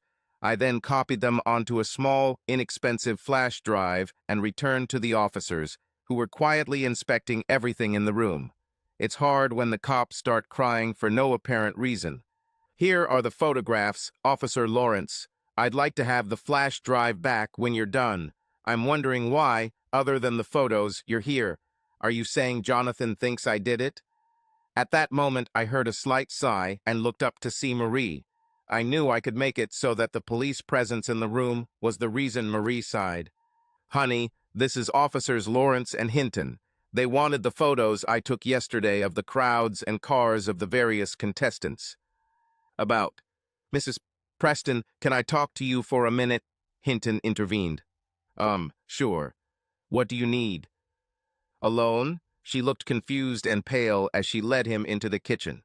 What is it? I asked Lawrence. Just need to confirm something Mr. Buzz Williams said. Now, can you tell me where you went after Mr. Gid Williams' car was stolen? I laughed. Yes, I stayed there for a bit and then went home. Marie, my wife, wanted to eat out, so we went to Red Lobster and then returned home. Why? You make me think I have something to worry about. No, it's not like that. He tried to calm my fears, but I knew more than he did about what was happening. He and his partner were trying to find out from my so-called loving wife if the motivation this bastard gave them was real. In any case, the conversation ended there. A few minutes later, Marie and Hinton returned to the room. Hinton nodded to Lawrence, and they stood up to leave. Thank you for your help, Mr. Preston. If you remember anything that might be helpful, here's my business card, he said, handing me a card with his contact information on it, and then they left. What did they want to talk to you about? I asked Marie. She played a little when I asked, but then said, he just wanted to talk about Jonathan and our old relationship when we were dating, and whether you and Jonathan get along. Not too much. He's quite a scoundrel, I replied. He's not that bad, but he's not you, that's for sure. I love you, Hank. I don't know, he was pretty bad to people on the show yesterday, and he was a bad player, plus he actually called his barracuda a girl magnet. Sounds like a real bastard to me. Yeah, I guess it really sounds like him being a bastard, but he's not important. After all, he is not my husband, the man I love. He's just some guy, some bastard, that I dated once. I love you, Hank. I saw that she was trying to get me to say this to calm her down. I love you too, Marie. I felt pain while saying this. I knew it was a lie. I knew it was true, and I didn't want to say it, but it wasn't time to stop saying it yet. Bobby called later that day and canceled the meeting. We talked on the phone, mostly about minor things like fishing. I wanted to get his opinion on how everything went, but I didn't dare. Life went on. A few days later, I met Bobby at DQ. We sat and ate our desserts, talking about nothing. We briefly touched on the subject of the car being stolen since it was now a topic of discussion in our circle, but we were only asking why, with so many other worthy cars on the show, someone would steal this one. We knew, of course, but our conversation did not reflect this, since we wanted to be heard. We speculated about why someone might have stolen this particular car, and we both briefly mentioned that Williams might be responsible and that it was an insurance scam. I don't know if the police overheard this conversation or knew about it directly, although we were talking loud enough that a couple of other people walking by must have heard. We hoped the word would get around. 10 days after the theft, he finally attacked me. In one respect, I was surprised that he had not done this sooner. He wanted my woman and thought I had stolen his most precious possession. He attacked me in the parking lot of my work on Tuesday night, just as 5 other people I worked with were leaving. I saw his regular car at the end of the parking lot, so it wasn't a complete surprise that he was there, but I let it seem like a surprise. The punch to the gut hurt like hell. It didn't help that he then slammed my head into the roof of my car. Where's my car, bastard? I will beat you until you tell me where she is. You couldn't stand me sleeping with Marie, right? She should have been mine from the start. You're worthless, a piece of shit. Where the hell is my car? I was a little taken aback, but I knew it was going to happen. My work colleagues didn't know. It took them a while to get to me. I blacked out because the next image I saw was the medics working on me. I turned my head and saw him lying 5 feet away from me, with his hands cuffed behind his back. That bastard stole my car. He stole it. This jerk can't take care of his wife and is angry at me for helping her. You have to beat him out of where he hid my car, he shouted. I heard my boss talking to some of my colleagues in the background. They discussed my family situation and wondered if I was some kind of car thief. I decided to play on this so that I would have enough witnesses to his words. I tried to say something. Did Marie cheat on me? With you? You mother bastard. I'll kill you. I felt a prick in my arm as the medic inserted the Roman 4. A moment later, I felt a coldness in my hand, and after a couple of ragged, seething breaths after that, I didn't remember anything else. I woke up in what had become a familiar place since Marie betrayed me, the emergency room. However, I woke up briefly, only to hear the words, "He has a punctured lung," and I had difficulty breathing, and it felt like someone was strangling me and sitting on my chest at the same time. Then nothing again. I woke up again on Saturday, exactly 2 weeks after the theft. Of course, I didn't know it was Saturday. My last conscious thoughts were on Tuesday when the bastard attacked me. I wondered how he could put me down with one blow. I expected something, although perhaps not this. It was like being hit with a lead pipe. As it turns out, it wasn't exactly a metaphor. He hit me with a jack from his car. Goodbye, Boston Marathon. Lucky me, this was never on my bucket list. When I opened my eyes, I saw that I was in an isolated room, white, brightly lit. A white board on the wall next to the cabinet under the TV said, Dr. Wisnowski, and Nurse Maggie next to one of those, "How are you feeling?" charts. I didn't feel any pain. I didn't feel the heat. I didn't feel cold. I couldn't feel my fingers, my arms, my legs, my toes. The only thing I felt was a sore throat because of the tube that was there. I forced my hand to move, and as I did, I heard a loud, shrill alarm. A moment later, a beautiful, sexy young woman with one of the most magnificent asses I had ever seen entered the room. I suddenly started fantasizing about all these nurse stories. Mr. Preston, please don't move. You need to remain calm. You are in the hospital. You were attacked and required immediate surgery. Your wife and some of your family have been here most of the time, and I will let them in after the doctor comes. Blink twice if you understand. I blinked twice, and she told me that I would have to leave the tube in my throat a little longer. I think I blacked out again because I didn't see the doctor come in, but his voice brought me out of it. Mr. Preston, hello, I'm Dr. Pecan Wisnowski. I am the doctor in charge of your treatment and would like to talk to you for a moment. I need you to concentrate and not try to move or speak, but you can blink your eyes, once for no, twice for yes, okay? I blinked twice. You were attacked last Tuesday. Your attacker used a metal rod, and when he did, he broke 2 of your ribs. One of them punctured your lung. He broke another rib a moment later, and your right arm. I want you to move your fingers, just the fingers of your left hand, and I did. Fine. Now move the fingers, and only the fingers of your right hand. Fine. He pulled back the sheet covering my legs.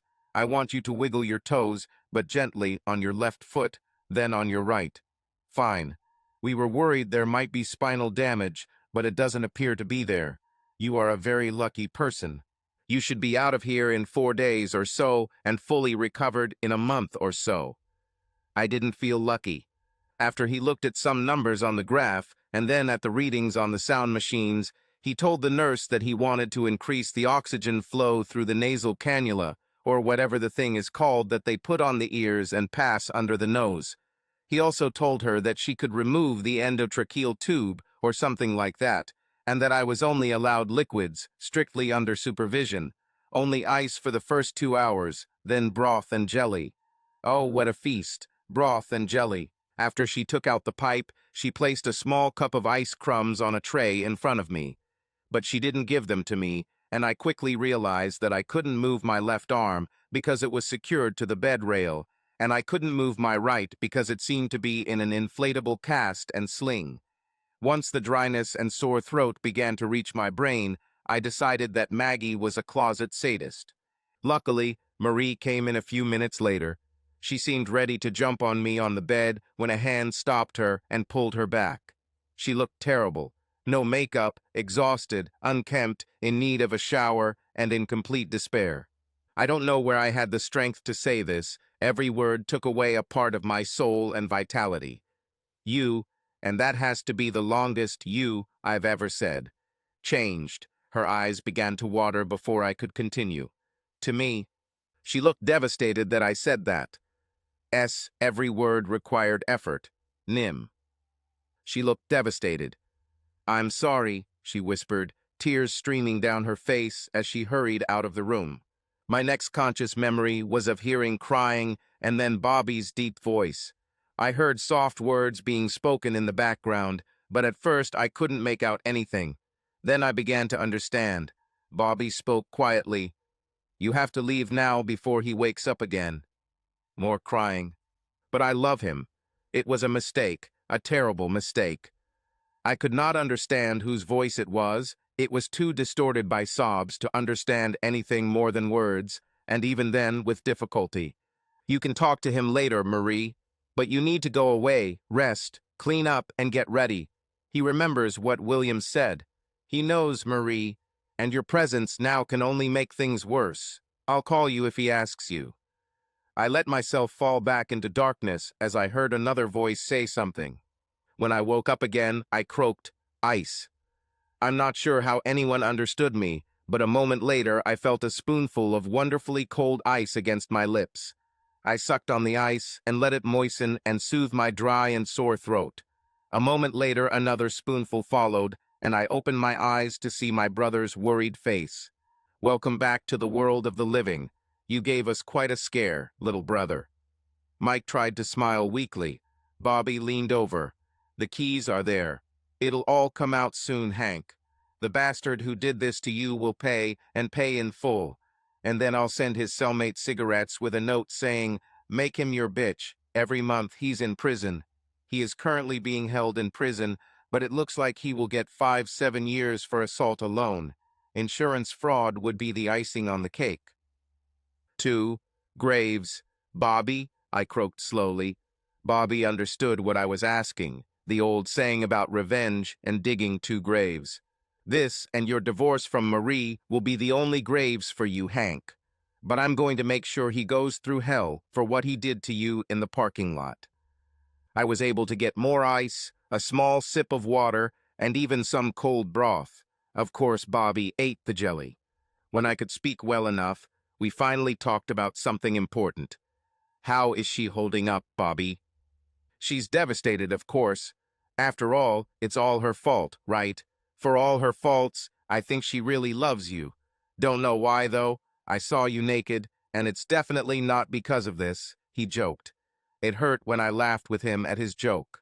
I didn't have the strength to answer that his Sue thought I was all right there. We both knew we were making fun of each other, but brothers are forever, you know. So, did you put the key back? Have you already reported him? I asked. The key is in his car, in the coin holder. He left the car unlocked when he attacked you, and it wasn't towed away for 2 days. The car somehow became locked when the police towed it away. I wonder when this happened, huh? The announcement will be made. Tomorrow morning. The attack was covered in the newspapers and is gaining momentum. The news of him screaming about his stolen car came out this morning, so it'll be in the papers tomorrow. This means Tom will report this after the newspaper comes out. Volume, who is Tom? I asked, puzzled. Tom Warner, Darla's husband. Heck, you were photographed presenting him with an award at a car show. Impala? Did he win best in show or something? Is Thomas Warner Darla's husband? How is it? No, I don't want to know. The less I know, the better. He won fair and square, Hank, and it's just a lucky coincidence that he was able to prove that you were there, and he'll be the one who nails that bastard to the cross when they find Cuda. I need to start the divorce again, Bobby. Now that it's public, we can move forward. No revenge for Marie, Hank. I heard in his voice that Bobby thought that divorce was sufficient revenge. No, I think I've become softer. I still love that stupid bitch. And yes, she probably loves me too. I barely heard Bobby whisper, she does, before I continued. But marriage is also about trust and fidelity. She hurt me and broke that trust. She wasn't faithful. I can't stay married to her. I started to cry a little. It was painful, I swear. Okay, bro, I'll bring your shark on Monday. You already hired that female lawyer, right? Yes. The conversation practically ended there, and after a while Bobby left me at the mercy of the Marquise de Sade, Maggie's nurse. God, she was an evil harpy tormenting me for no reason. The stories about capricious nurses are not true, at least not when it comes to Maggie. The next day, late in the evening, the police visited me again in the hospital. It was the same couple, but this time there was something different in their gaze, a thought that was not there last time. Mr. Belzatrius Preston, I want to apologize to you. Last time we spoke, you were an unlikely suspect in a car theft, Officer Lawrence began. I simply nodded for him to continue. This morning, a 1969 Plymouth Barracuda was found after a newspaper article about your attack. The warehouse owner realized that the car was in his warehouse, and we found footage that showed it had been stolen by the owner himself, probably for insurance purposes. This bastard stole his own car? Then why did he attack me? I asked. If I didn't seem confident enough in my questions, I knew it would be chalked up to pain and injury. Mr. Bowles-Williams had a relationship with your wife. We believe he was trying to frame you for theft so he would have a better chance of deepening the relationship. His attack on you was partly out of jealousy and partly to draw more attention to you. Unfortunately for him, we found the key to the warehouse in his car, and there is video footage of him putting the car in the warehouse. So it's true. Marie cheated on me with him.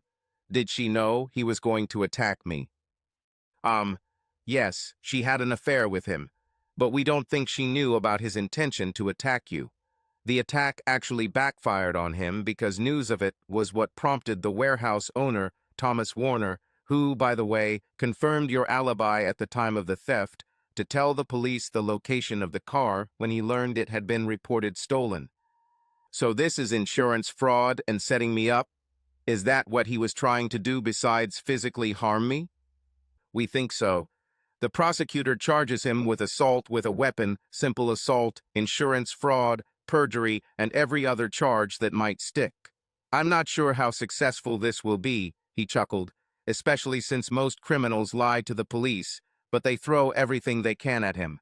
He faces a minimum of 8 years, and they are trying to add more every day. Because he poses a clear danger to you and a possible flight risk, he was denied bail on the assault charge. Additional charges will only make this easier. We talked for a few more minutes, and then they left. A few hours later, Marie arrived. She looked scared and like she was crying. I looked at her and felt angry. I could give vent to my pain now, I could express my suffering. Yet I saw pain in her eyes, which surprised me at first. How can she feel pain because of my pain, my anger? In the end, I realized that she feels pain because she knows that she caused it. Her actions hurt me, destroyed us, Hank and Marie, the golden couple who will always be together, always in love, and who have been so in sync for a long time. Bobby asked me to give you a seat before I come to talk to you. I'm sorry, Hank. I don't know why I did it. It's not your fault, and I would never have believed that he could hurt you like that or try to put you in jail. I'm sorry. What can I say? The pain he caused me is nothing compared to the pain you caused me, Marie. It wasn't enough. I gave you my heart, my soul, and it wasn't enough. I gave you my love, my faith, my trust, my loyalty, and that wasn't enough. You killed me, Marie. You took one of the two things I had unshakable faith in and destroyed it. The only thing you could do to hurt me more is if it was Bobby. I need you to leave now, Marie. I love you too much to look at you knowing what you did to me. I love you too, Hank. I know you don't believe it, but it's true. I love you with all my heart and all my soul. I will do whatever you ask. I created this hell into which I brought you and myself, and I will accept that only you can get us out of it. She left with a look of devastation on her face. And I still love you, Marie, I whispered as she walked away, tears streaming down my face again. As Scarlett O'Hara said in Gone with the Wind, tomorrow is a new day. The next day was indeed a new day. My new lawyers came to me. Yes, lawyers, plural. A female men's lawyer, Tamara Hughes, and another man she introduced as a civil lawyer, Mike Bass, with whom she worked. She was talking and immediately wanted to attack Marie. I had originally wanted this too, but Marie's brief appearance the day before had softened this, and together with my previous conversation with Bobby, had ensured a calmer approach. I decided I just wanted an easy divorce, except she gets the house and I get most of our savings. I didn't want the house, not after it had been desecrated, but I couldn't find it in me to hurt her in revenge. I've loved her too much, for too long, to want to hurt her more than I need to. I think my anger and resentment have dissipated. Anger, hatred. It takes strength to keep that heat and fire going, and I just didn't have the strength to continue it. My lawyer was a little disappointed that I wanted to be fair to her. I got the impression that some woman had hurt someone she loved badly, and she wanted other women to suffer when they hurt an innocent man. But I think she understood too. And then her smile widened when Jonathan Williams was finally mentioned in the conversation. This time Bass spoke. We need to sue him for the injuries he caused. In fact, we must act quickly to freeze his assets before the trial begins, which will complicate his defense. As a conservative estimate, I think we could get between $300,000 and $500,000 for your pain and suffering, the interference in your marriage, the attempt to frame you for stealing his car, and the slander and humiliation you suffered at work. If we find the right judge, the amount could be higher. And his car, too. I want his car. He took away the most precious thing I had, my wife, so I want him. And that's when Miss Hughes laughed. Oh yes, I like this idea. If I can't attack my wife, then at least I'll help you crucify him. Marie was told that she should come to Miss Hughes in a few days to sign the papers. Bobby went to my place and then said that she burst into tears and cried for 10 minutes before taking the pen. When she tried to sign, her tears soaked the papers so much that they had to be retyped so she could sign them. It was hard to hear. But Marie did not dispute anything, did not demand anything, did not ask for anything. She trusted me enough to sign the papers. 90 days after signing, we will be single again. It was depressing. 19 days after the attack, the hospital finally transferred me to a rehabilitation center where I would spend the next few weeks. On the day I arrived there, a flower arrangement arrived with one blue hyacinth and one daffodil. There was no postcard, and in fact there never was a postcard, since identical compositions arrived every 3 days after that. I don't know what the symbolism meant, and I can't guarantee I know who sent them, although I suspect it was Marie. After rehab, I went to live with Bobby and Sue until I fully recovered and found a new place to live. Bobby, Evan, and a few of my friends moved my stuff from my house to either Bobby's or a storage unit. The trial proceeded quickly. I was surprised since I had only been home from rehab for 2 weeks when the court date was set. When Sue told me that Bass had left instructions on what to wear, when to be there, etc., I started to get nervous. I did not tell either Miss Hughes or Mr. Bass that I was, in fact, involved, at least as an accomplice prior to the theft of the car. I also knew that I didn't want to lie under oath, so I was very careful about what I signed in the documents. I didn't want to be in William's shoes on the other side of the courtroom. I shouldn't have been so afraid. I was never called to testify. They called in others because they thought I was too injured for reliable testimony. I expected William's lawyer to subpoena me, but he didn't. This meant I didn't have to lie under oath or say, I don't remember. Of course, it really didn't matter much. The prosecutor denied William's bail due to his danger to me. Normally, this would mean that the lawyer would arrange a claim for the defendant, but this one didn't do that. So Williams had to sit in the courtroom wearing bright orange prison clothes. I later learned that the reason the lawyer made poor decisions was because he was the cheapest Williams could find. He thought that the whole case would be dropped or would be done cheaply so that he could save money for a good defense attorney. Big mistake. The entire process took 2 days, much longer than I expected, because Bass insisted on putting a lot of additional evidence on the record. I didn't understand why he wasted the court's time calling so many of my work colleagues from the scene of the attack, or why so many people from the car show were called, at least not completely. It was a clever ploy by my lawyers against Williams. They brought much important evidence into the official record where it could be used by the prosecutor to assist in the prosecution. The court reached a verdict quickly, and in the end, it was a stunning victory for me, more than I asked for. It didn't hurt that Williams was caught trying to hide assets. I received, after subtracting the lawyer's share, $483,000 after taxes, and a brown 1969 Plymouth Barracuda. The car brought me more joy than the money, although the money was good and would have been enough to buy several similar cars, including a Mach 1 and a '63 Vet with a split rear window. I had almost as much fun 8 months later when the verdict on the criminal charges was announced. The bastard got 11 years, much more than the 6-7 Bobby was talking about. I decided to go to the final divorce hearing. By that time, I was already walking with a stick and could drive a car.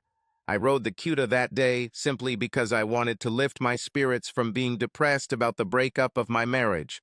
I never thought it was possible that Marie and I wouldn't be together forever, not until the butter and pecan incident. But here I am. I walked into the courtroom with a Miss Hughes. She was attractive, probably of average height, with small breasts, but a petite butt like Jennifer Lopez. Cute face, medium hair. Yes, I examined her a little. I am a man. This is what we do. But she was not the one my heart desired. I looked across the courtroom and saw Marie. She was wearing a light blue dress, light brown stockings or pantyhose, and her black low-heel shoes. She looked as beautiful as always to me. Oh, she might not have been a Hollywood beauty. She might not be Marilyn Monroe, but she could very well be the sexy Mary Ann of Gilligan's Island. The only flaws in her beauty were her drooping shoulders that no longer jutted her chest proudly forward, the lines of worry and sadness on her face, and her dull eyes that no longer sparkled brightly when she looked at me before. I didn't look at my Marie. This woman no longer existed. I was looking at another woman who didn't have the fire I loved. I looked at a woman in mourning. The judge put the court in order and began to consider our case. Tamara said a few words, few of which I heard. Marie's lawyer said a few words, also few of which I heard, and then said that Marie wanted to say something to me and the court. I was surprised by this. She stood up and looked at the judge. She smiled faintly and then turned and looked at me. Turning back to the judge, she began. Your Honor, I was the happiest woman in the world. I had a man who loved me and whom I loved. I had dreams of how we would start our family soon. I dreamed about our children and the love we would have. And then I destroyed those dreams. I made a mistake and, in a moment of weakness, betrayed my husband to remind myself of the what-ifs from the past. Sometimes the past must remain the past. It was my fault, not my husband's. I had a brief affair with an ex-boyfriend, and something changed, almost instantly, between my husband and me. I don't know, even now, why he realized something was wrong, but he did. In the end, it doesn't matter. I messed up something wrong, and this is my biggest shame and biggest regret. She looked at me then, turning away from the judge. Hank, I want you to know that I will never forgive myself for betraying you. I was weak, I was stupid, and I was wrong. I can't fix this, and I know you can never fully forgive me for what I did. I don't want you to let me go, but I understand that you need to be free to heal and recover. I will give you whatever you ask freely, just as I once gave all of myself to you. I know that if this were still true, you would still be mine and I would still be yours. But I ruined it. I hope one day you will find in your heart the forgiveness and love you once had for me to allow me to come into your life again. Know that if you do this, I will always love you and I will never hurt you again. And know that if you don't, I will still always love you. Turning back to the judge, she added, Your Honor, my husband has been more than fair to me. The man I cheated on him with is in jail and on trial for brutally attacking my husband to free me for him. He tried to frame my husband for a crime. I cannot and will not allow Hank to be so hurt, and I will not allow him to continue to suffer because of me. I ask you to sign the divorce petition and satisfy him on whatever terms he proposes. Please just don't let me be the cause of his further pain." I saw tears running down her cheeks. I know that my own eyes gave me problems too.